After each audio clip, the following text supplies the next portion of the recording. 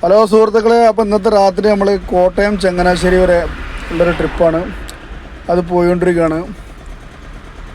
പിന്നെ അങ്ങനെ പോയി നമ്മൾ തൃശ്ശൂർ പാലിയേക്കര ടോൾ പിരിവിൻ്റെ അവിടെ ഒരു ചായക്ക് നിർത്തിയതാണ്. അപ്പോൾ ചായക്ക് നിർത്തിയപ്പോൾ എന്നെ കാത്തു നിൽക്കണമെന്ന് തോന്നിയൊരു നായ അവിടെ ഉണ്ട്.